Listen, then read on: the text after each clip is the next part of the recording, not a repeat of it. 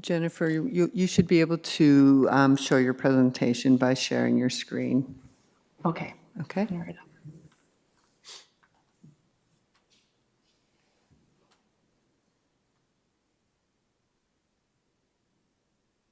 Can everyone see the screen okay? Yeah, just give me just a quick sec. Are we ready to go? Okay, so we'll start our open session at this time, the public session. Apologize, we're a couple minutes late. First of all, I'd like to start with the land acknowledgement. We'd like to acknowledge the treaty lands and territories of the Williams Treaty Nations and the Mississaugas of the Credit First Nations. We'd also recognize that Dufferin County is the traditional territory of the Wendat and Haudenosaunee and is home to many Indigenous peoples today. So at this time, item 8.1 is the presentations by Dufferin County Community Safety and Wellbeing Integration Table. And so we have Jennifer Payne here, and is Gina and Christy here too, or no? Just Jennifer? It's Jennifer. Just me tonight. Okay. Mr. Chair, just a point of order just before we get to Jennifer, it's just a correction on the agenda. The references to under item 5 in camera, those statutory references the same change needs to be made that I just emailed Mary Lou. Okay. Duly noted. And you just said you emailed it, didn't you? I did. Okay, So, very good. Thank you. Okay, so Jennifer, we'll hand over the meeting to you. Thank you so much, Mr. Chair, and thank you to Ian and Mary Lou and everyone who helped us get in the room together today. My name is Jennifer Payne. I'm Executive Director of Headwaters Communities in Action. And on behalf of Co-Chair Christy Daler and the 30-odd members of the integration table, I'm pleased to bring you an overview and update on the Dufferin County Community Safety and Wellbeing Plan. Just a bit of background to start with. This type of work has been going on since 2012 when we first published a Headwaters Community Wellbeing Report that studied a number of well-being indicators, and we did a refresh in 2016. When it came time to do the 2020 edition, the mandate came down for each municipality to have a community safety and well-being plan. So rather than try to do two separate parallel efforts, we teamed up. So this is the broadest scan that we know of that happens at the community level. And that's even more granular than the census data provides. So we're pleased to be able to do a very comprehensive community survey that helps us to gather not only self-reporting on some of those individual indicators, but also to gather the community's perceptions about specific community well-being indicators and quality of life indicators, as well as their priorities about what they feel is most important to pay attention to next. So then with the public survey, we also do data gathering. We did a deep dive back in November. Then the group meets to do sense making and priority setting. And then we produce the report that you had in front of you. The province started mandating this plan in 2021 and required a review and refresh in 2025. So now what you have is the current plan, which is a 4-year plan from 2025 to 28. This is a shared plan for all Dufferin municipalities. It was decided that at the lower tiers that it would be a regional plan made the most sense. The plan is strengths-based and risk-focused, looking at all of the layers of this community safety and well-being framework that you see. It involves about 30 partners who help develop the plan and really does leverage community resources. We have a high degree of confidence in the survey results that were conducted in late 24-25 to inform the next plan. And there's a new section in this new plan that highlights the importance of integrated efforts. To Ian's point, we all do a lot of work independently, and we also have lots of partnerships here and there. But it was important to provide a space where agencies can talk across the priority areas and look for opportunities to collaborate and integrate services. The plan was approved by County Council in May of 2025. Now, there are 5 priority areas that arose from our discussions for the development of this plan, and they include community safety, housing and homelessness, mental health and well-being, family support, and food insecurity. Some of these were carried over from the previous 2021 to 24 plan, and some are new and some are just rephrased. So the one that stands out as most relevant to this group is the community safety priority area. And I'll use that example to illustrate the layout of how each section of the plan demonstrates what was discovered or discussed for each priority area. So in the community safety priority area, we talk about the situation, which is what we heard and what we know. This is the data that we gathered in the community survey results. And that includes the strengths. We know what we know is happening that's good in the community, and then what are the risks. So in the case of community safety, we recognize that there's a lot of good work going on with group efforts and collaborations, current programming that brings attention to safety issues in the community, and then the comparators of data. So compared to provincial and federal or national statistics, our area is doing relatively well in terms of crime severity index and crime rates. The risks that we see are things like public perceptions. People think crime is up when it's down. The correlated social determinants of health. So we know that there are underlying causes. And then specific areas where the trends are ticking up to pay attention to are mobility safety and intimate partner violence. Now, hopefully this information is not new to you because this is coming out of your own work, and Inspector DePasquale really helped us to bring together the areas of focus into this community safety and well-being plan. Within the plan that outlines what we do and what we aim to see, there's a lead table. We identify some outcomes, measures, and actions for each priority area. In this case, the lead is the OPP on behalf of the detachment boards. And there's a little asterisk there because at the time that the report was created, we had lots of activity, or we had representation from the Dufferin Detachment, but there's an intention set to develop closer relationships with each of the detachment boards, and so we're happy to get a start on that today. Outcomes include improving public understanding, just to kind of myth bust or talk about some of those perceptions that we found in the surveys, proactive engagement, and then municipal infrastructure that's ready for growth to help with the mobility safety. Measures will come from the survey when we redo that, improve perceptions, the crime severity index, and then watching for decreased mobility injuries. So as we move into the action areas, some of the areas that were identified are integrated efforts on preventive measures through the social determinants. And there are a lot of people working on those. Continue efforts to engage with the community, ensure safety through infrastructure solutions and injury prevention efforts, and then continue to participate in traffic safety measures or initiatives.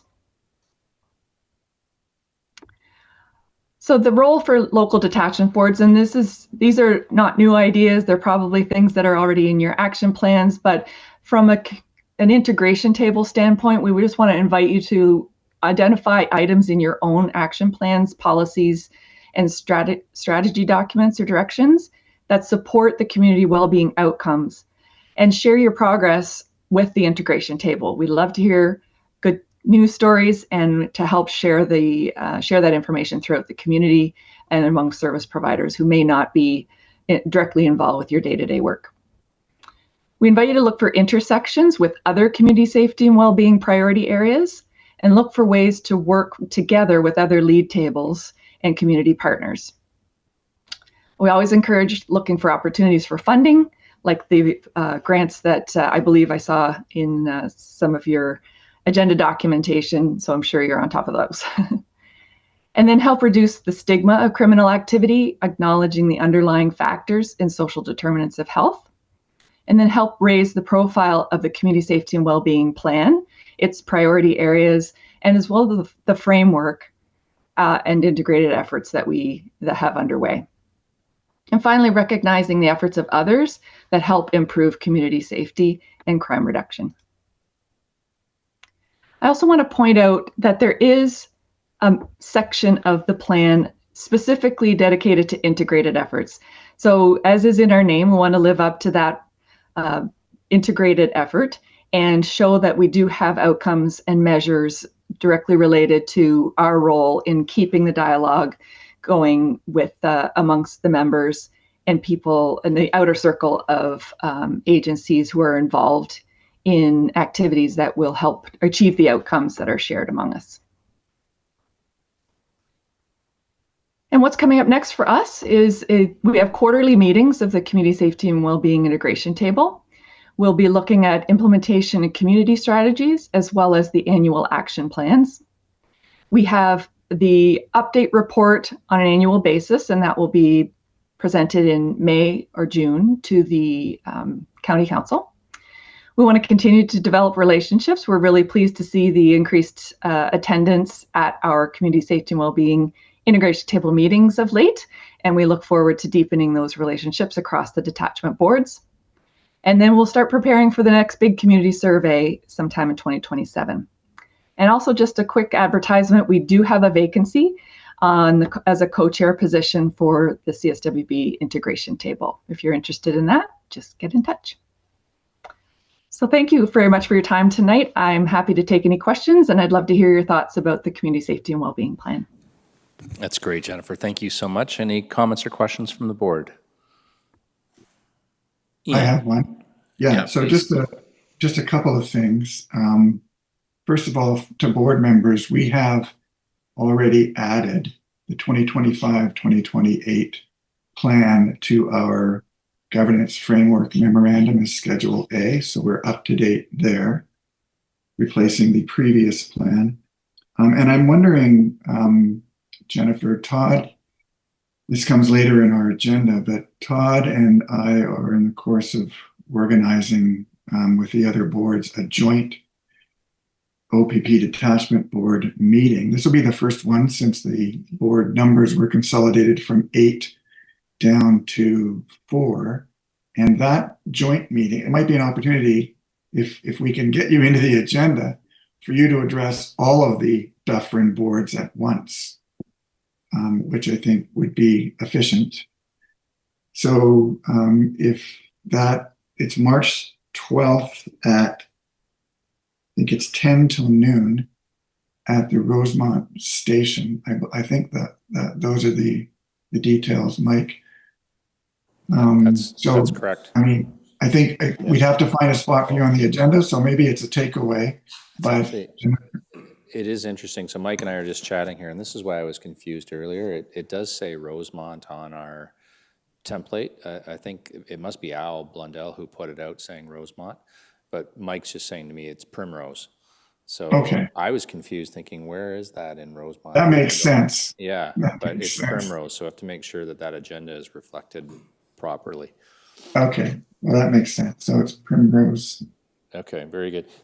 Jennifer, for me, I was curious about the co-chair position. I'm not putting my name forward. I'm on Don't Join Anything Anonymous. But what are you saying? Oh yeah. Is there? How are you advertising for it, and what are the responsibilities of it? If we knew anybody. Sure. Thanks for the question. I'm happy to address any questions that there are about the role itself. It's a rotating 18-month term, and I've been in it since 2020, so it's time for fresh faces in at the chair table. But typically, we're trying to facilitate the conversation amongst the members of the integration table and keep momentum going on the action plans. So it's really representing that connector role and reaching out to potential new members, looking for opportunities for folks to integrate on efforts, keeping the conversation flowing across the the focus areas or priority areas, and just bringing home the plans, helping with the integration plans and communication strategies. There's a terms of reference I'm happy to share too, if you'd like to that's circulate great. that. If there's anything that we can help in terms of getting the word out, happy to do that. So if there's something that you wanted to share or send, we can certainly put that through our own networks and see if anybody's available, if that's appropriate. If not, no issue. Thank you. We would typically circulate it amongst the integration table members first. Sure. And then, but certainly I would say the outer inner circle of board members for the detachment boards would be welcome as well. Okay, very good. Thank you so much for this, Jennifer. Appreciate you being here. It's my pleasure. Yeah, okay. Thanks for having me. Hopefully we'll see you if we can get this teed up for the next board meeting, the joint board meeting. That would be amazing. That would be great. I think we were looking for that opportunity, and we hadn't seen a joint meeting coming up yet, so I'm happy to be on that agenda too. And Ian, do you have that as a follow-up, or is who's going to do that in terms of connecting? Do you want me? Well, I think you've been in touch with Al. Why don't you Sure, flip him an I'll email? lead that. That's fine. And then you can communicate either directly with Jennifer or let me know, and Mary Lou can Okay. coordinate, or I can. Okay. Thanks so much, Jennifer. Thank you very much. Take care. Bye now. Enjoy the rest of your meeting. Okay, thank you. It's question period, so number 9. Anyone online, Jerry, at this point for question period? Nope. Okay, seeing none. I'll share what we did cover off in our closed session. So there was a discussion about the Choices Youth Shelter. We had an update on a couple of different ongoing investigations. And then there was some grants for the community safety and policing section, and a discussion about the detachment commander's performance and review and next steps that we did with that. So those were all of the items that were covered off in closed session. And at this time, we would move to item 11, which is the items for the consent agenda. Is there any items on the consent agenda, 11.1 through 11.6, that board members would like to pull at this time? Mr. Chair, just on 11.1, I think there are a couple of tweaks that need to be made once again to the November 27th minutes. Mary And Lou, if we could, Ian, just before we get to that, any other ones? None? I wouldn't mind just quickly talking about 11.4 if we could. So outside of, we're going to receive these now, right? Yeah. Outside of that, could I have a motion to approve the consent agenda excluding 11.1 and 11.4? A motion to do that? Grant, thank you. And Mayor Post, thank you. All in favor? Yes. So we'll go back to 11.1, and Ian, you have the floor. no, the November 27th public minutes, Mary Lou, it's item 3 in the description of the motion to approve the agenda. I think it just changed Orangeville Police Services Board to OPP Detachment. At least on my copy of that. It's a lingering gremlin that sometimes finds its way. And then when in item 4, when we're convening into in-camera once again, the proper reference is part 5, section 67, bracket 6, bracket 6. Same change that I emailed you. It's very good. Thank you That's for it. that, Ian. I would love to pick on you for your detailed nature, but I've learned over time that has served us very well. So thank you so much. Okay, so we have a motion to approve 11.1 with the adjustments. Grant and Lisa, all in favor? Yes, that's unanimous. 11.4, I simply wanted to pull this, and I understand that our OPP officers here can't do anything about this. It's in a different realm of your responsibility. But I do think it's interesting that the public know what this has done. Like, the police checks themselves are so far behind. You know, I have a connection with someone in my life who is going through to be a teacher. They graduated in September and just got their police check to be able to continue their career as a teacher. And I thought it was commendable what you had done, Mayor Post, and I was just wondering if you wouldn't mind sharing a little bit about what that was in terms of your advocacy. Sure, happy to, Chair Taylor. The police checks have created issues throughout our entire community, particularly with those looking to enter into careers. I mean, they're also detrimental right now to our volunteer sector for those looking to volunteer with our local agencies, and we know that that's created an issue. So the advocacy that I had sent was asking the Commissioner of the OPP to step in and do some work to really clear up the backlog and enhance the process going forward. The response to my letter is included in this agenda.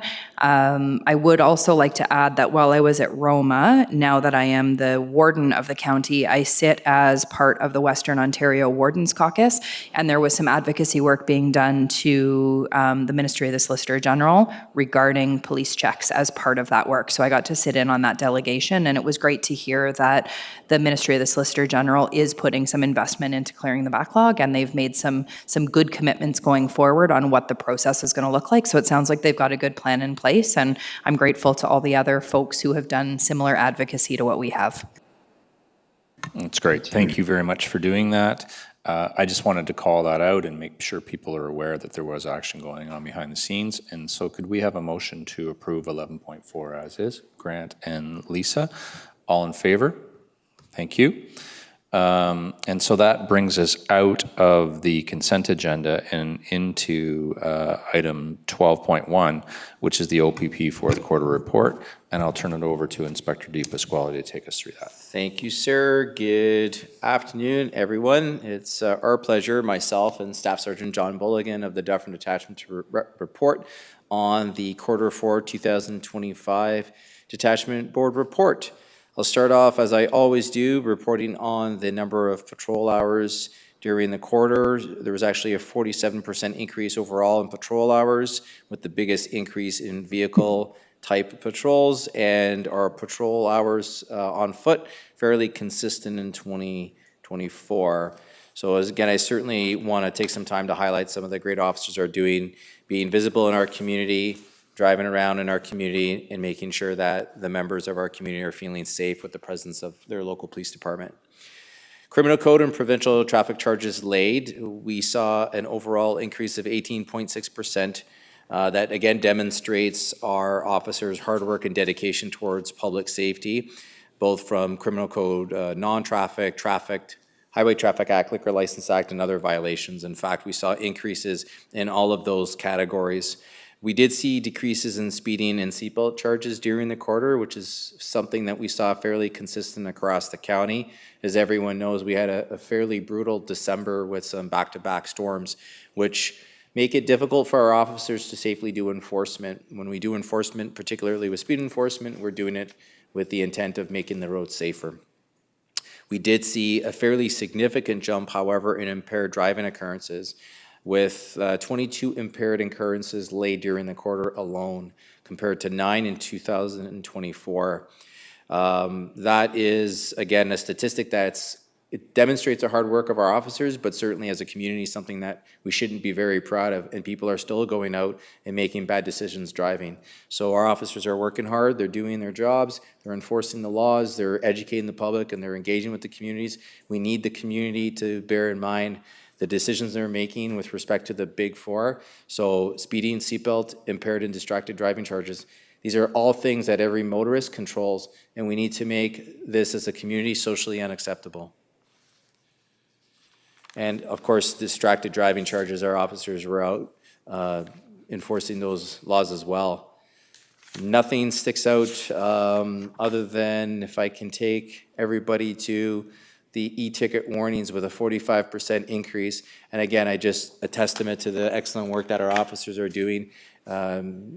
We are expecting our officers are out there, they're stopping cars, and with the increased vehicle stops is increased police visibility and increased safety. So we want our community to see that the police officers are in the community, and they're doing their part to keep the community safe. With that said, we did see a slight reduction in collisions of 3.2%. And so it goes to speak to the level of enforcement and the dedication of the officers being visible in their community. I'll take the group to the violent crime. We did see an increase of about 18.9% violent crime during the quarter. Particularly, the biggest jump went from 28 assault occurrences to 38 in quarter four. The good majority of those occurrences were related to intimate partner violence investigations. And I just want to highlight the great work that our officers are doing, providing a trauma-informed approach when interacting with victims of crime, and working with our domestic abuse issues investigators, for which we have two, who are tasked with reviewing, monitoring, and ensuring investigative excellence and victim support as well.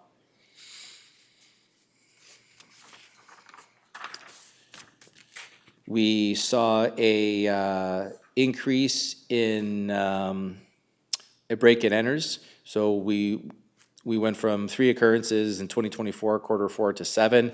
I want to highlight this as a concern for the community. And it's something that was isolated. In fact, in January 2026, our street crime unit arrested an individual, charged them with about a dozen or more of break-and-enters in the Shelburne and surrounding areas, and a search warrant was executed for which stolen property and clothes were seized.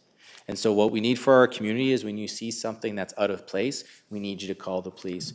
We need you to call either Star OPP or Crime Stoppers. And that allows our investigators and our frontline officers to quickly respond and to enter into investigations.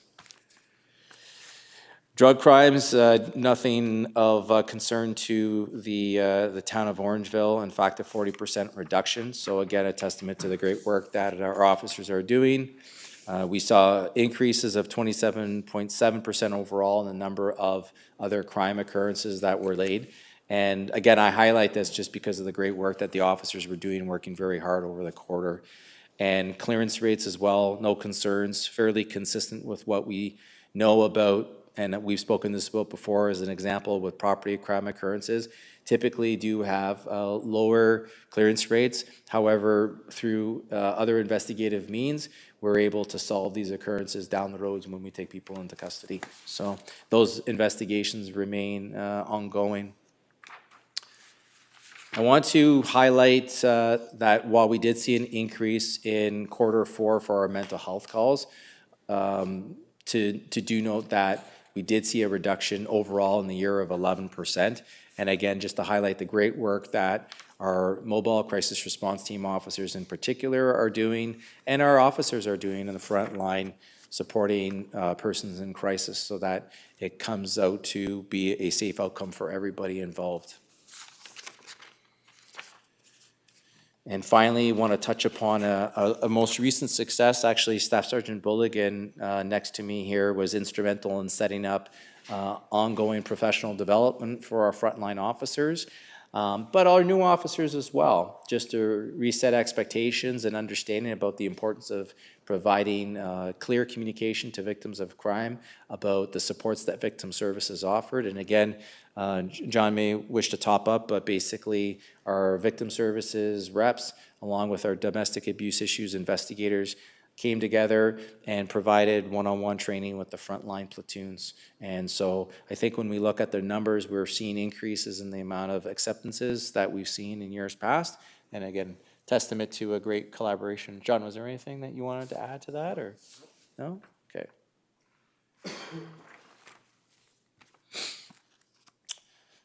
Other than that, when I looked at the billable occurrences, 7% reduction overall in the number of billable occurrences. But just to circle back what I had mentioned before, we had seen increases in the amount of assault level 1 occurrences, which unfortunately are being driven by the most part from intimate partner violence occurrences, which goes to speak to the continued work that the OPP are doing with our partners, and council and councils right across county, as well as detachment boards, to publicly denounce and intimate partner violence in our communities, and encouraging victims of this crime to come forward, and supporting them through a very difficult time in their lives, and making sure that they're supported and holding those accountable for their actions.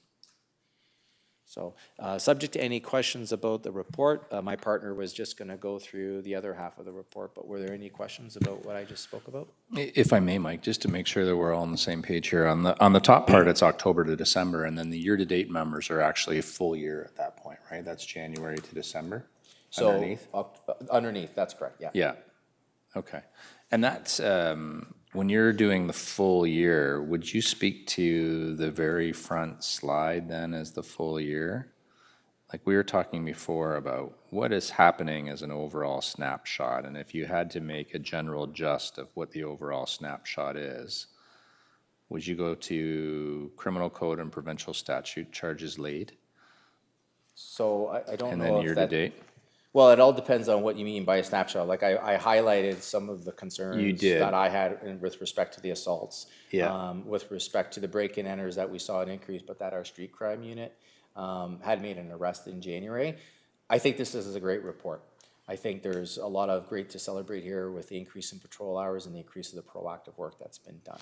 So I completely agree. I'm just trying to, like, if you were to, there was a comment earlier about how do we share with the folks of Orangeville that this is actually a very safe community and based on the stats. How, if we could, if we were to write something like that, how would you write it? Like, would you say that it's the front page here and overall, according to the one I'm looking at here on Right. the offense of the criminal code, we're actually up 4%, but it's actually a good thing because we're enforcing it more? Or would you dive down into the subsectors, which is violent crime and driving and all the things you just went through, and speak to those instead? Like, how would you present it So we do from a speak- top line We do piece? speak to this, and we speak to this throughout the year. So just today, our community response unit, we put out a media release about an arrest that was made in Shelburne at a ride Saw check, it, right? yeah. So when we educate and we engage with the community, we're doing this throughout the year, and by all means, the board is more than welcome to post these numbers onto their social websites. So the other thing to keep in mind is the crime severity index, and in our work with Jennifer Payne, that actually came up in conversation. And Orangeville's crime severity index is well below both the national and provincial averages. So I think And we don't have that we here. don't have that in Yeah. the board report template, but it's certainly somebody that anybody on the internet can find. Yeah. Yeah. Okay, gotcha. Board members, any other questions or comments for Mike before we pass it on to John? No? No, thank you. Good work? So, yeah, oh, great. Thank you. I had a Says good work. question. I had a Ian, question. please. Yeah, Mike, the board members and others receive these media blasts through our email connections with the board or with town council. I'm wondering, are those media blasts, how are they broadcast to the general public? Because you're right, you mentioned them before, they're very helpful. Right, thank you, sir. So a couple of things, they are broadcasted out to accredited media organizations. And so I have seen on social media, the contents of our media releases that go out, and they're copy and pasted on the internet. But also we post this messaging as well onto the Central Region social media websites through Instagram and through Facebook.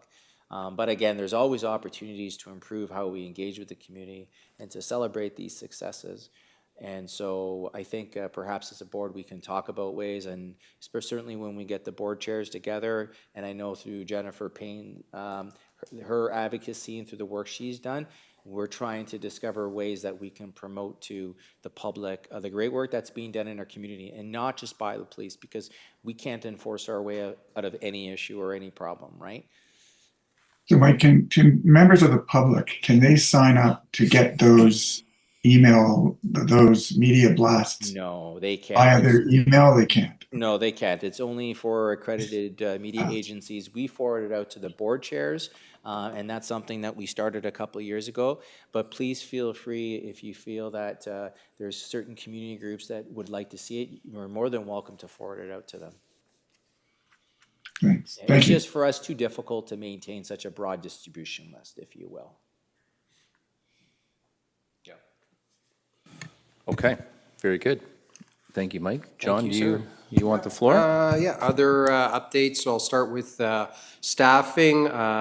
In the last quarter, we received 3 recruits in November, and they're progressing very well. We also got 1 experienced officer from London, Ontario, not London, Yeah. England, progressing well. Also, words of recognition, there was a noteworthy one that the inspector put in for Dufferin Detachment, in particular 1 platoon of Communications Center where missing person was located in Monocliff, so success story there. Road safety, I would say this quarter was one that we really stressed, and going forward continue to stress it. Every officer is a traffic officer, so there was a real big push on that, and I think that achieved success. So festive ride, we were actually the highest in Central Region for festive ride hours. And as the inspector said, unfortunately also among the highest in impaireds, but it just demonstrates that, you know, we were doing right. CMV initiatives, so it started in 2025 that we would do 1 a month, and so there were 3 done during that quarter. Although they may not be directly in Orangeville, it impacts Orangeville in the surrounding areas by doing those initiatives. And the last part is focus patrol strategies. So there were 5 during this quarter, so 5 at specific areas. And Orangeville was, I think 3 of them were in Orangeville. So Amelia Street. So we started a process where we liaise directly with the road supervisor, where the speed measuring devices are put out. So we're more data based on how we're doing enforcement. So Amelia Street was a good example of that. Also, Town Line, as we know, was another one. And I think at the front end, the LCBO was another one that was in September. Maybe we were doing that. So so that was the focus patrols there, not just traffic, but also crime and other issues. Community events, there were 28 in total, but when you add in the school presentations, there's an additional 16. So that's through the 3 months, and obviously during the Christmas period, there's the Christmas-oriented ones, as always. Updates from the Major Crime Unit. There was a noteworthy incident in Melanchthon, specifically a homicide at the Skyview Motel. Fortunately, there was a quick arrest made to that, and circumstance where offender knew the victim. So that one fortunately was unfortunate incident, but wrapped up fairly quickly. Our Major Crime Unit with support from multiple OPP units. And this one actually, just to highlight that was an example of where we can draw on the benefits of neighboring detachments. So I know that other detachments came to support for that, because there were other, it was actually a busy night, I know, with other things going on. Auxiliary unit, very fortunate, 4 new members. We were running a bit thin for a few years. So 4 new members who are extremely eager to get going. I met with them around Christmas time, and they're very excited to start with community programs and getting out there. We also have an acting sergeant who's filling in as the staff sergeant is off for an unknown period of time. And last, our offender management program, just to highlight that, during that period, there were 72 warrants executed. So that's arrest warrants that were executed. During that time, no, sorry, just in this quarter. So we formalized our offender management position. A detective constable was selected as part of it. So they now, it's part of their job to oversee this program and ensure we're successful in it. That's it, unless there's any questions. I have a couple if I could.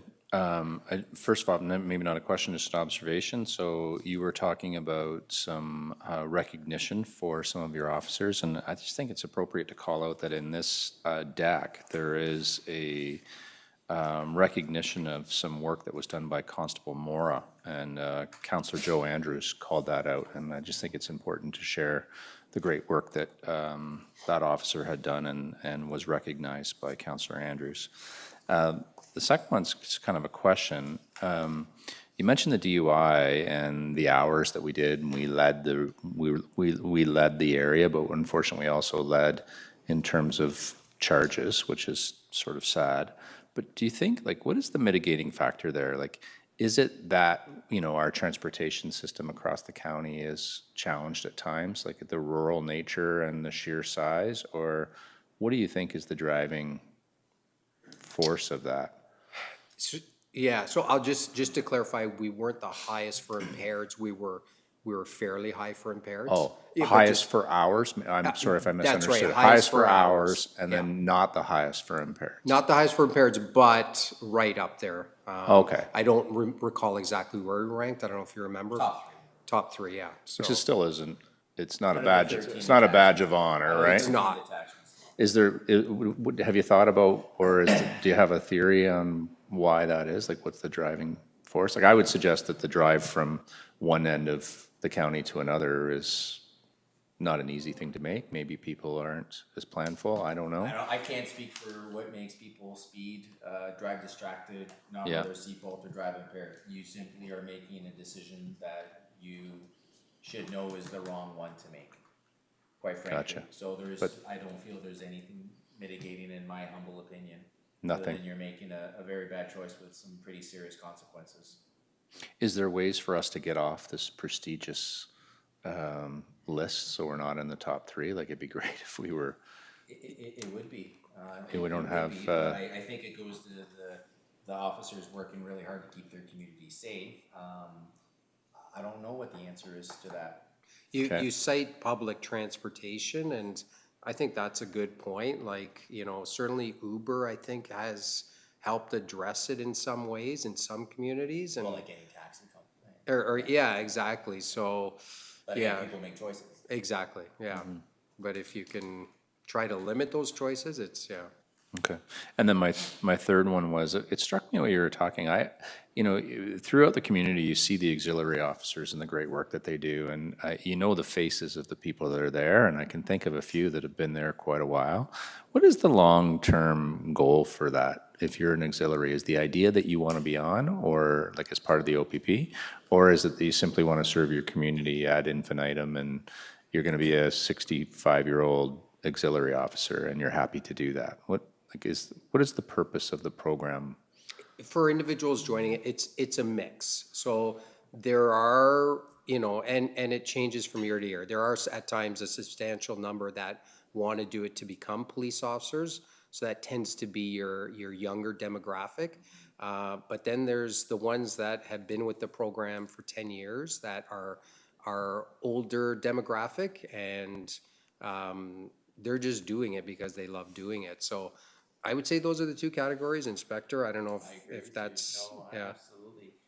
There are some people that we know that join the auxiliary program. They're just very happy to be volunteers in their community. Gotcha. Okay, thank you very much. Any other comments or questions at this time? Seeing none, can I have a motion to receive the 12.1?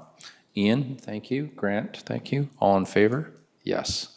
Okay, and this brings us to 12.2, and I'm not sure that there's much to talk about on this one. We know that according to the inspector, the OPP has not approved this. It was supposed to be done now, I guess, and we just haven't heard back from Aurelia to know where we are, and the waiting will go until we hear back.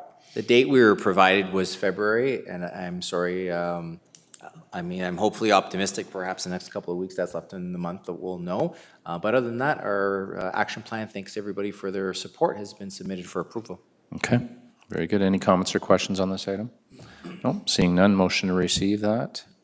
Just a note for the board that the draft plan is in our governance materials awaiting replacement by the final version. Yes, thank you, Ian. Okay, so Grant and Lisa, thank you. All in favor? Yes, thank you. So then this just brings us to 12.3, which is the traffic from the Black Cat. We did include in the package some information from Amelia Street. And basically what's happening with that is there's a correlation between the OPP in terms of enforcing the area. So the Black Cat would provide them with the dates and times and the high propensity for speeding or whatever other infraction. And then the OPP would deploy their resources to be there at that time. So that's working, that's great. And then second to that, it's more of a council thing, but council is actually taking that information and working with our Public Works Department to determine what the traffic calming would be in that area. And we do know that Amelia, which is in this, Amelia Credit Creek, will be receiving traffic calming. It's not known to me what that traffic calming will be, okay, and Mayor Post is giving affirmation. She does not know either. Town staff will share that, and my understanding is it's springtime and we'll know. And there's other locations within Orangeville that will be receiving a similar treatment as we go forward. So that was my update as it's related to that item. If there's any comments or questions? No, seeing none. Motion to receive that item, please. Mayor Post and Grant, thank you. All in favor? Yes. So then 12.4 is the nighttime disturbance at the Lions Club. There has been disturbances, at the Lions Club sports parking lot on Diane Drive. So there has been disturbances to residents in the area. There has been concern about that. There is research being done about putting blockades up at the entrances at night, and signs are potentially going to be posted. That's all I have at this time in terms of updates, but it's certainly been taken seriously, and town staff is working on this in conjunction with the OPP.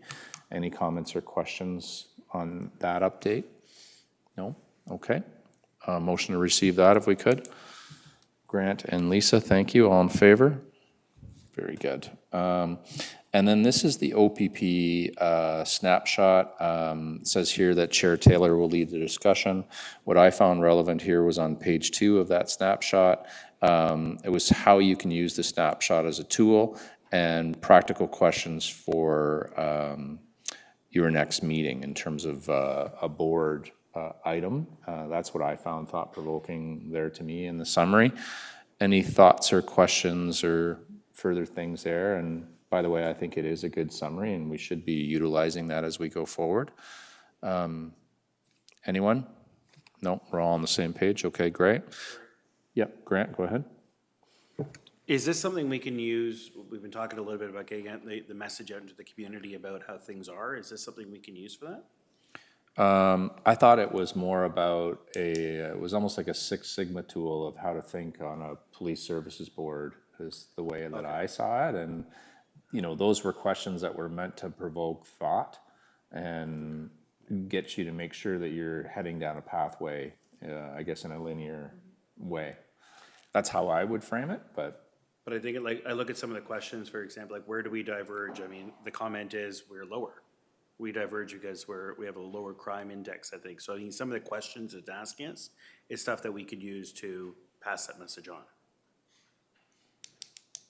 Happy to have an offline discussion on it. sure. If you have ideas on how you want to progress I'm just it. asking more I'm not, I don't think I'm an expert at this one to have ideas for it, just trying to stir up different ideas of how we can get across message. I'm just looking at everything that's coming across our desk through the reports, to questions, through tools that minimize it. How do we get a message out? Because I think that's the bigger thing that I'm concerned on out of everything is, I mean, we talk about crime stats, we see things are up, see things are down. We get the context, nobody else does. So how do we leverage this? How do we leverage the reports to get that message out? Maybe this isn't the right one, just asking the questions around it. So your theme is my theme, and that's been the general questioning that I've had tonight. It's not about, hey, the OPP is doing a great job or the OPP is doing a poor job. It's more about how do we ensure that our residents feel that they have a grasp on the situation and understand what it is. And I think that's the sort of the fishbone, if it was a Six Sigma, is how to think about that and get it out there. And if I may, sorry, sir. Yeah, please. We've talked about this. You just need to turn your mic on, I think.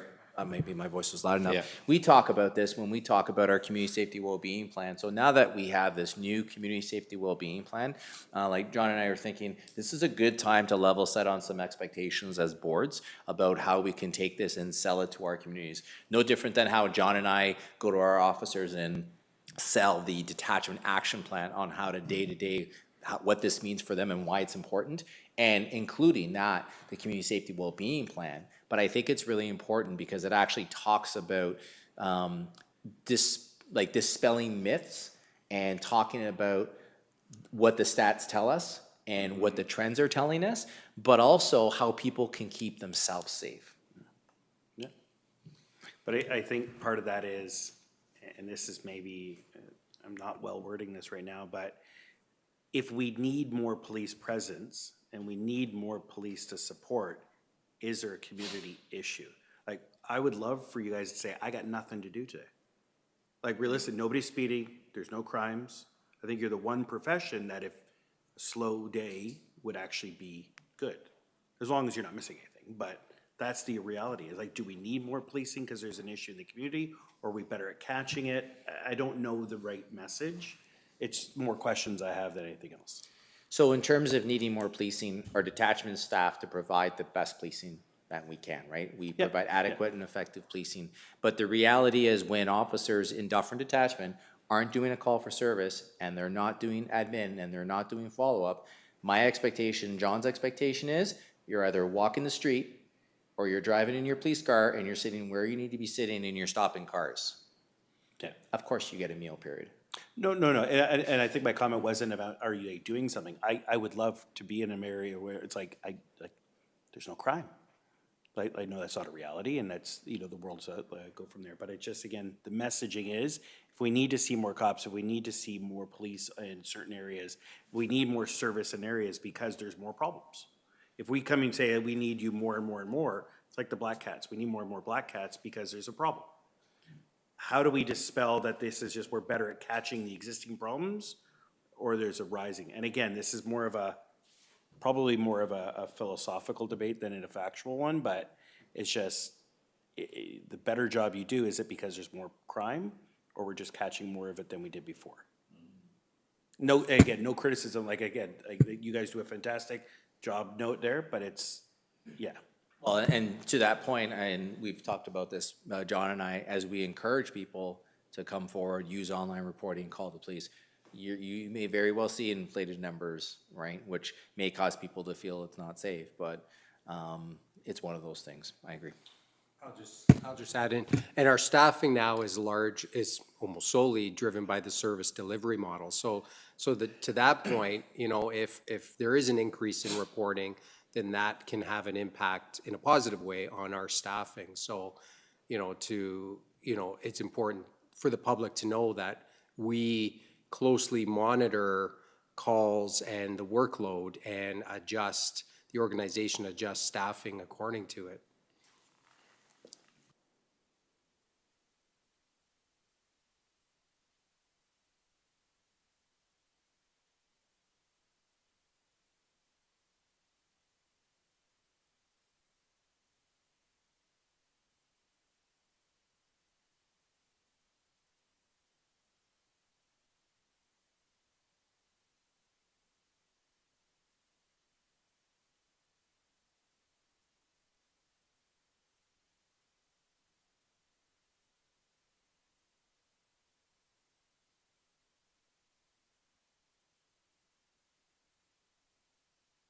Did I lose audio? Sorry, could you hear me at all, Ian? I apologize. No, I didn't hear any of that. Sorry, thank you. I didn't have my microphone on. The two sections that I thought were interesting in this report in 12.8 is section 106, which is the conduct of PSB members, and section 107, which is the police themselves and our services provided adequate and effective. And outside of that, if you read the report, I think that sort of summarizes it. Anybody want to talk to this at all? You're now muted, Ian. Are we talking about 12.6? Yes, 12.6. Okay. Yeah, I mean, just on background on this is important. So this deals with part 7 complaints under 106 and 107. We've got a complaints policy on this. These complaints relate to complaints against board members or complaints against police service not providing adequate and effective services within the community, as opposed to part 10 complaints under a different section, which are complaints against police service members, officers. So it's an important distinction to make. This is great. This is actually the first public release of these 106, 107 disciplinary proceedings, and further reports will be released. And I think as they're released, we'll put them on our agendas. They're fascinating to look at, Yeah. for sure. Any other comments or questions? Seeing none, and a motion to receive that one. Ian, you want to do that? And Grant will second. All in favor?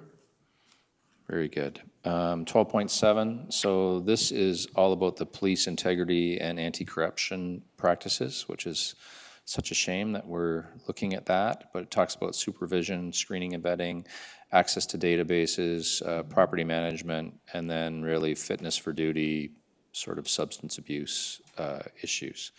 Did anybody want to dive into this at all? I felt like it was fairly straightforward. Just to mention that it seems to be focused on Project South, which of course received a lot of media attention. Yes. Toronto Police Service was Yes. investigated by a different police service. I think it was North York, or I forget which one. And charges were laid with respect to various corruption activities. So terrible thing, a huge effort required to build back the community's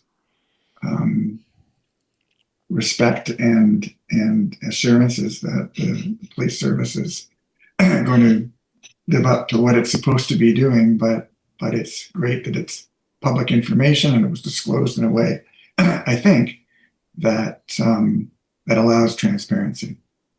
Yeah, I think the same, and I guess my take on this is, you know, as the local representative, it's a shame if all of a sudden I'm dishonest and untowards to the community in some sort of way.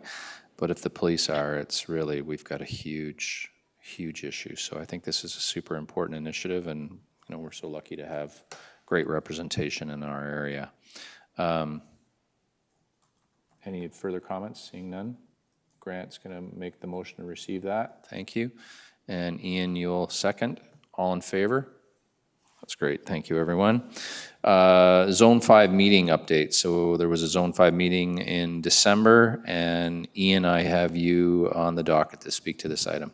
Yeah, so nobody went to the December meeting. I couldn't go, but that's fine. We've got the December minutes attached for everyone's review, which includes the usual directory and other financials. The next meeting is March 10th, and it's available by electronically. I will be going to that, and really don't have anything to say other than that. Other than on that agenda in the package, I think it's in our materials, there's an interesting deck, which I think is going to be presented at the Zone 5 meeting with respect to the OPAC police discipline hearings. I found it interesting to go through. So members at their leisure should have a look at that deck, and if they can mark it in their calendars to attend on March 10th, they can hear the presentation. Okay. Very good. Any comments or questions for Ian on that? No? Okay. Motion to receive, please. Mayor Post, Grant, all in favor? Thank you. So this is the MCERT grant. I guess we're going to have a general discussion on this. I don't know, we seem to be behind and sort of behind the eight ball. Mary Lou, did you want to just offer a sentence or two on 12.9? Sure. So we have two grants in play. The MCERT grant is a 2-year grant, and it funds the Mobile Crisis Response Crisis Nurses. And the Community Safety and Policing Grant was a 1-year grant that we did in partnership with the town of Shelburne.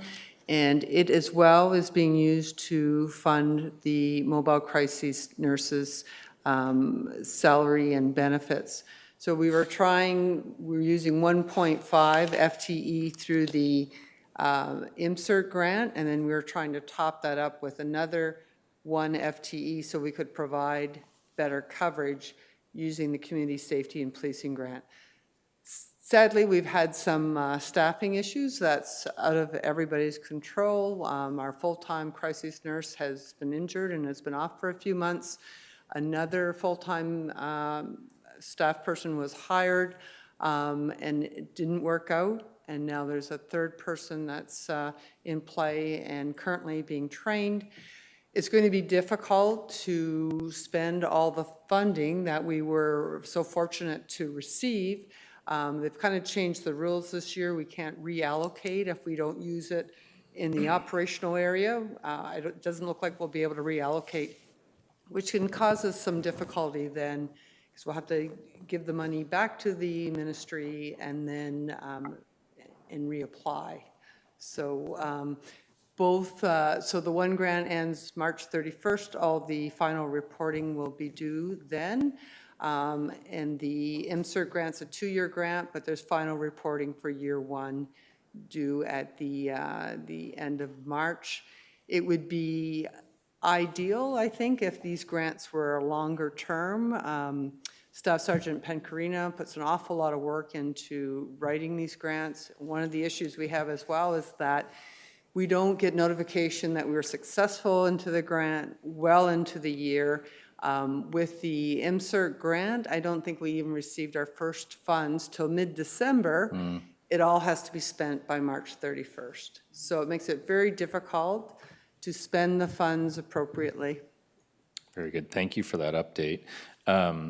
Just as a thought, and I don't know, Mayor Post, if you wanted to speak to this at all, but I know this is part of your advocacy plan and your dealings with the provincial government.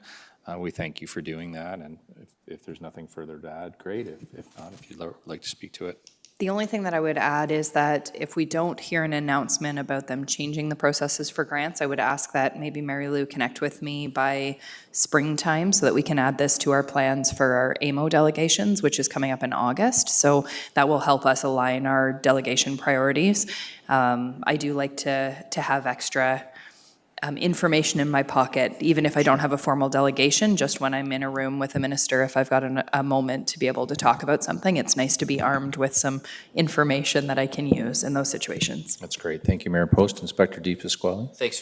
Sorry, I might have misheard, though, that third nurse that Mary Lou referred to, they actually don't require additional training. It's one of the nurses that we had used in the past before, so just for the purposes of the notes, just wanted to clarify. Gotcha. So, Mary Lou, we're not gonna be able to spend the entire amount by March 31st. So we have to give some portion, I don't know how much, back. Will that impact next time around?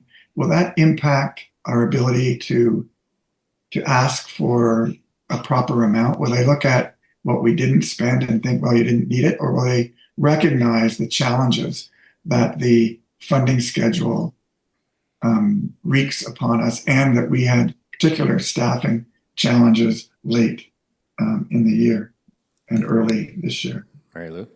There's definitely an opportunity in the grant reporting to provide a fulsome explanation as to why we weren't able to spend it. So we'll certainly we'll do our best to give a very fulsome explanation, and hopefully it won't impact us for requesting grant money next year.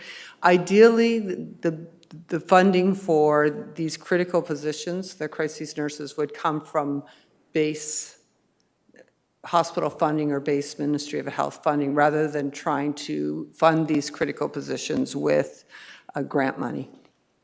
Got it. Okay. Thank you very much for that update, Mary Lou. Can I have a motion to receive that report at this time? Mayor Post and Grant, thank you. All in favor? Yes. And so the next one sort of sticks to this line of advocacy. This is all about Highway 10 and its relation to Dufferin County and Orangeville in particular.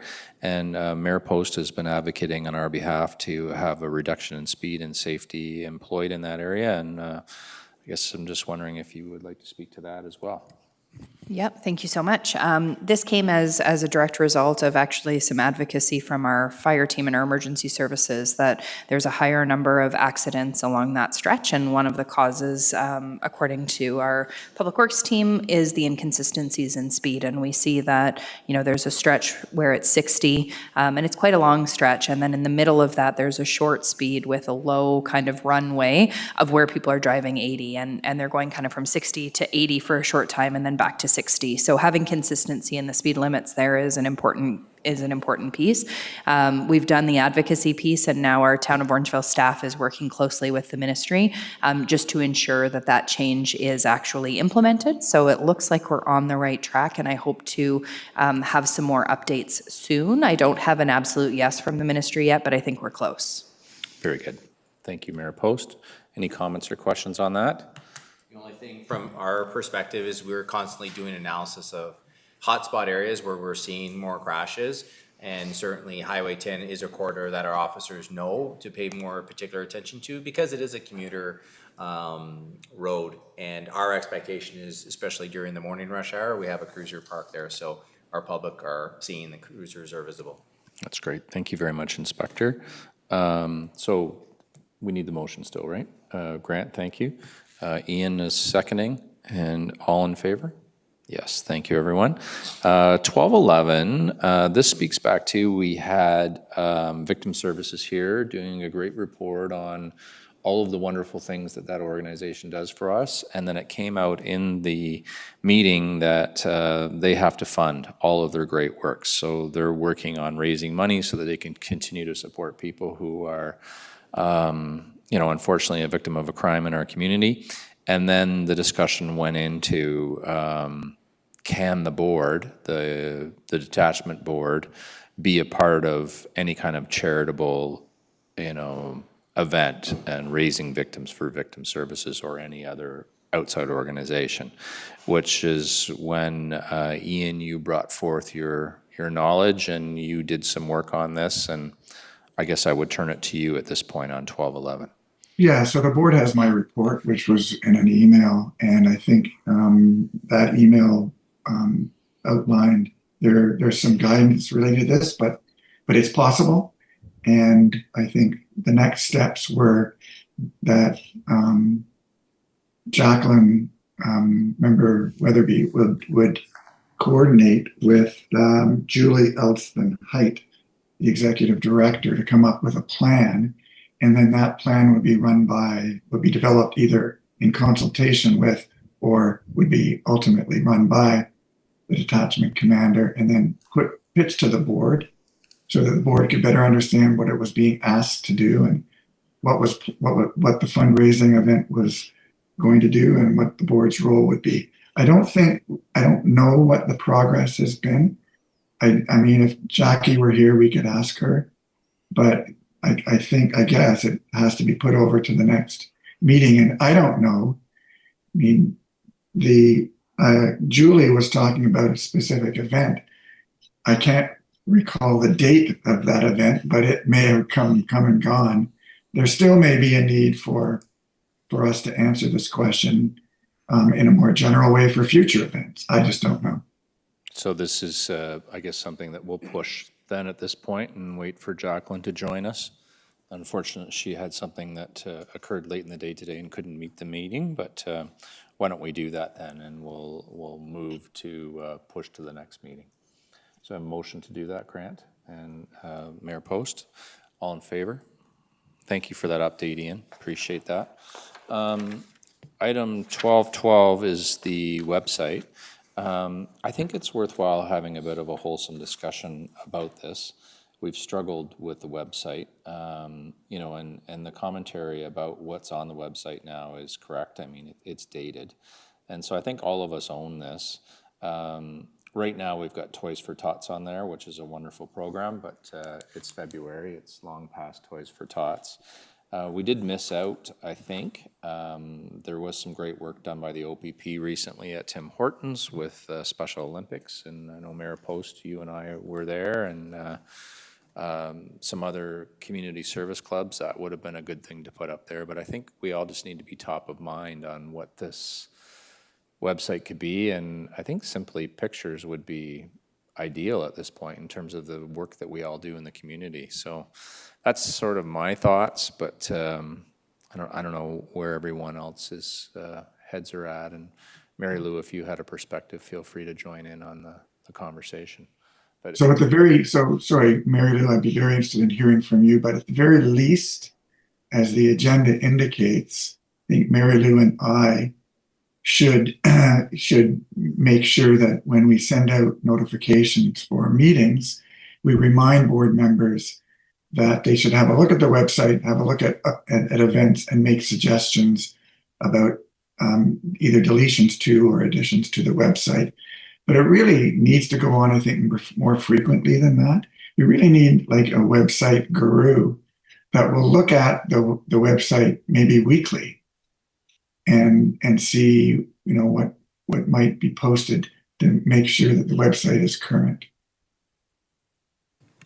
as a thought to that, I was going to share this under new business, and I still will, but there is a summer student being hired to help with different record management and whatnot. And I actually just approved the job description for that recently, and it just epiphany went off that this would be a perfect thing for the summer student to do in the short term, and maybe that individual could set us up, and then maybe we can fight for ourselves come September. When do they start? When do they start? It's mid-May, I think. All right, well, that's pretty good. Yeah. So anyway, this is all something that we all own, and we should be a little more diligent about it. Mary Lou, you haven't, did you want to weigh in any further, or you're good? Okay. So if I might, Mary Lou, maybe you and I should just schedule a meeting for an hour just to kick around what changes we might make sooner than the summer student becoming involved. And sooner, I guess our next meeting is April. So let's see what we can do to update the website between now and our next meeting, in addition to canvassing members. So if you want to send out some dates, or I'll send you some dates, and we can do that. Inspector, is there anyone on your team that could help with this as well? I don't mean in terms of doing any work, but just simply content, sending pictures, that sort of thing. Is that? Yeah, I mean, we put the content out on the social media, the Central Region website. So and we just kind of can steal from there and certainly get content from there. I think that's the best, most effective way. Okay. And certainly things like the media releases that you get as board chairs, you can post that up. The board reports, you can post that up as well. Okay. Very good. A motion to receive this document. Mayor Post and Grant, thank you. All in favor? Yes, that's great. So then this is board training is 1213. There is basically what this document is saying is there's an obligation to educate ourselves, and it probably ties in with the OAPSB discussion group sessions as well, which is also an education status. But I don't know, Member McSweeney, did you want to speak to 1213 a little bit here? Just very quickly. So I, as we discussed at the last meeting, just a sec. I have reviewed our policy D3E. Yes. And made some tweaks. I've added some links with respect to the OAPSB and the ministry that will inform the reader of the policy what additional educational opportunities are. And I think, and then in 6, this is part of the material, so I'm assuming that members have read it.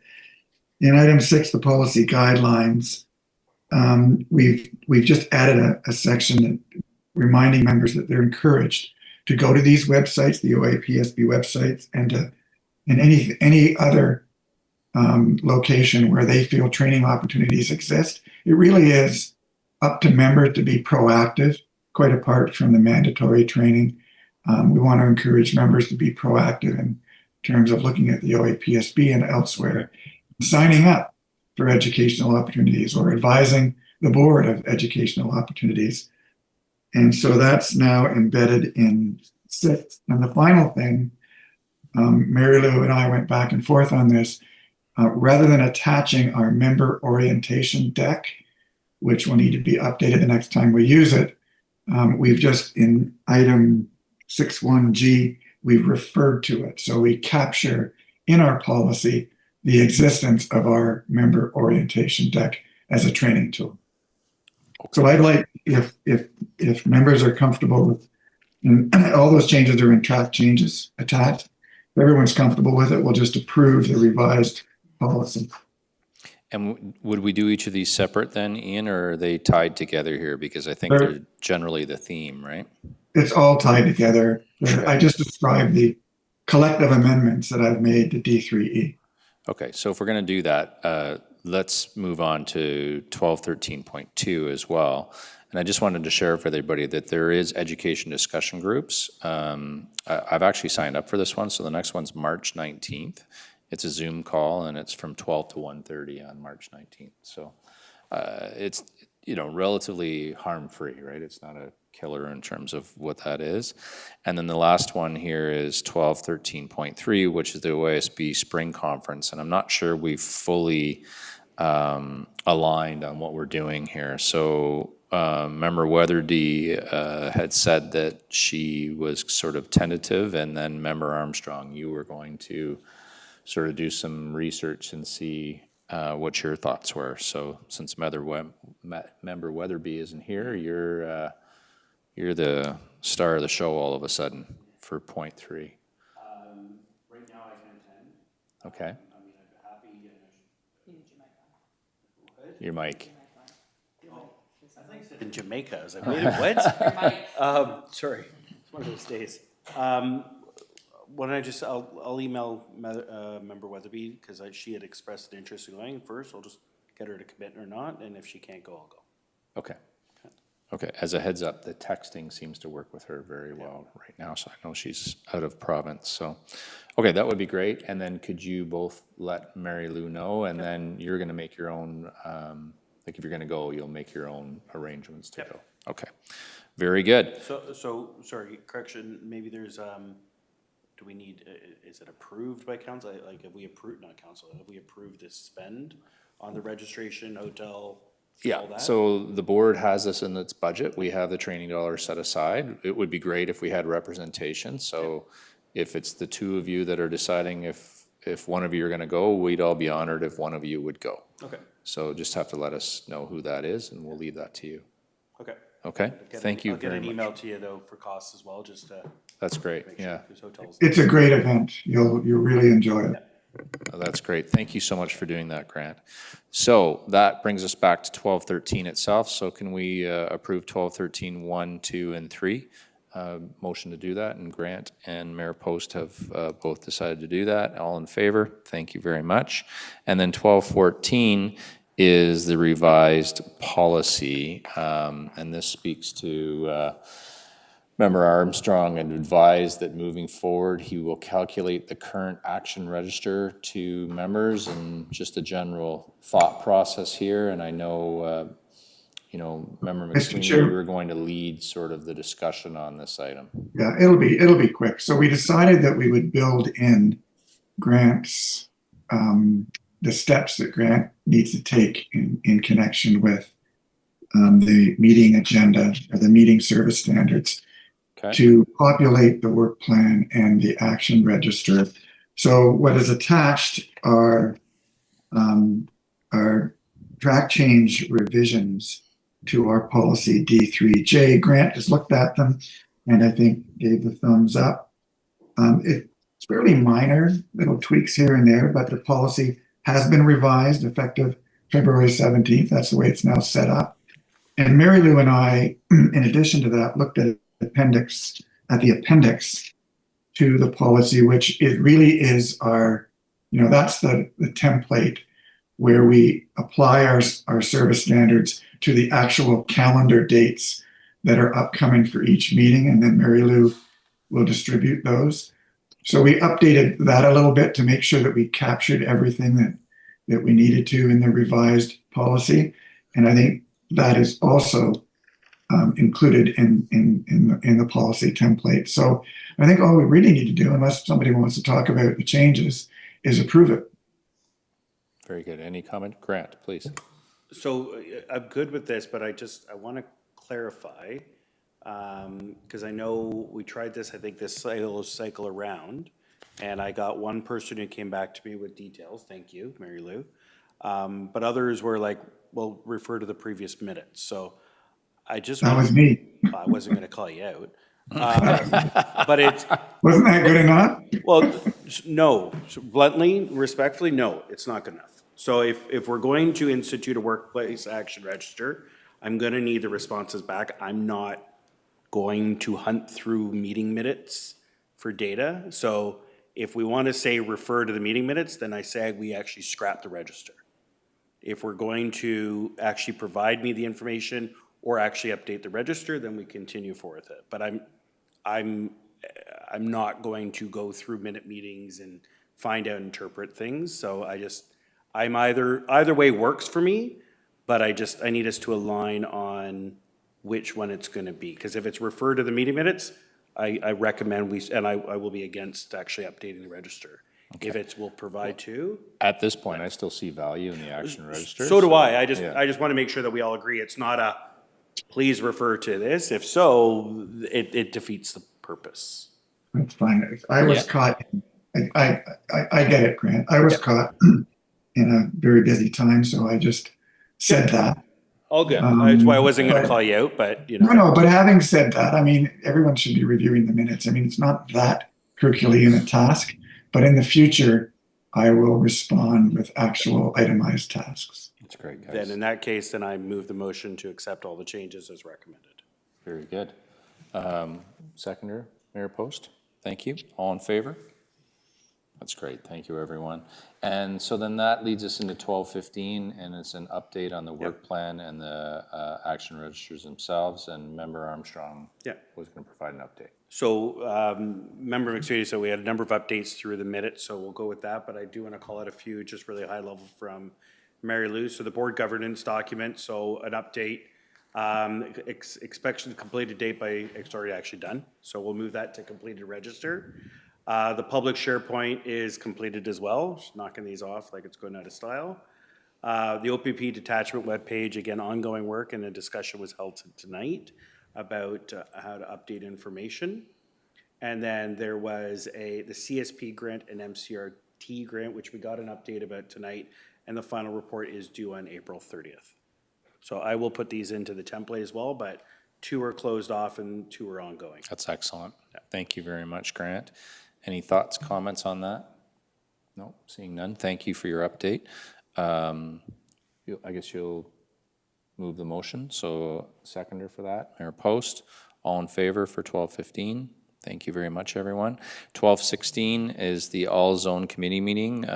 Member McSweeney, did you want to talk to this, or how are you feeling? So I didn't manage to attend the December 4th, but I have secured the minutes. So anyone that wants to read what happened, these are OAPSB zone committee meetings intended to investigate and discuss ways in which the zones can improve their efficiency and structure and governance, basically, including their finances. Okay. So you'll see from the minutes, I commend you to reading them if you haven't. There's quite a few issues that are ongoing. I won't review them here. And the next meeting is March 5th, I think. I am away and can't attend. So if anyone that can attend, let me know. Otherwise, as soon as I get the minutes from that March 5th meeting, I will circulate them. So I'm away that week as well, so I can't attend. March 5th. Okay. So that's a no, unfortunately, for all of us. Okay. Well, it's not the end of the world. These discussions will go on forever, but and the minutes are actually very helpful. Okay. Excellent. I guess we'll need a motion for that one as well. So Grant, thank you, and Mayor Post. All in favor? Yes. And that brings us to the Detachment Board meeting, and it's just an update to let everybody know that March 12th, 10 to 12. It does say Rosemont. It is not Rosemont. It is Primrose, and Al Blundell is putting that forward. I don't think there's any discussions at this point about what's going on there, so. Mr. Chair, just backing up to the all zone committee meetings, I wonder if we might think about for our April meeting inviting Lisa Darling that to would be great. have a chat Yep, that would be great. It's been a on while. zones. Will you be able to reach out to her, Ian? I will. Okay, and let us know. Yeah. So 12:17, can you just get a motion to receive that information? Mayor Post and Grant, all in favor? Yes. And correspondence, is there anything on the correspondence agenda that anyone would like to call forward? And we will do this as an omnibus bill. Seeing none, motion to receive all of the correspondence. Mayor Post and Grant, all in favor? Yes. And that brings us to new business. And the first one is International Women's Day. And that is on March the 5th. And I think we just established that all of us are not available. Did we just do that? 3 of us? Oh, you're going to that, and that's why you're not available for the other thing. But the other 3 people chatting in this are not available for March the 5th. So getting a table and whatnot is not. Mary Lou, we'd love to send you. Are you interested in going to International Women's Day? Sure. Okay, that would be great. I'll just follow up with the town and make sure that that's looked after, okay? Let me just note that. Yeah. Sorry about this. And Mr. Chair, I have one new business item as well. And I'll be Okay. quick. And I do as well. Maybe I'll just go first if that's okay, Ian. I'd already mentioned mine is the hiring of the student. There is a large portion of what is done, it's about 80%, is all about our record keeping. And then there's another 20%, which I'll send out to the group and just make sure everybody's on board with what that is. But it's essentially administrative stuff. And we may see the individual come to a board meeting just for experience, because that's also what it's about, right? Is learning and being a part of things. So that's 14.2, and I'll turn it to you, Ian, for 14.3. Yeah, so at our prior meeting, this was mentioned in part.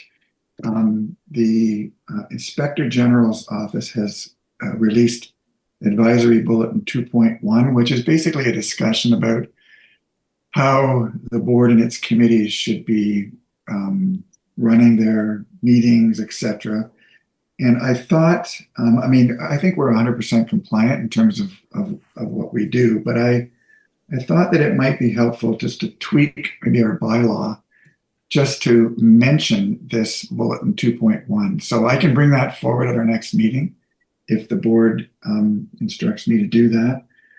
And the second thing is the Inspector General also produced memo number 7, which sets out the IG's risk-based compliance and enforcement framework. Kind of an interesting risk-based framework. They're all the rage these days. And I don't think we need to do much, but I would like to perhaps add a few words to our governance framework memo to recognize that this risk-based framework is out there and it exists in the IG's office.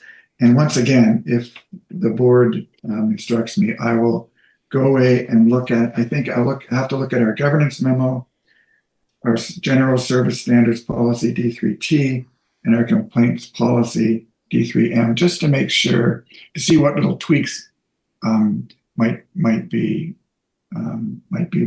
advisable just to reflect this memo, because I think it's important. Okay, that's great and very much appreciated.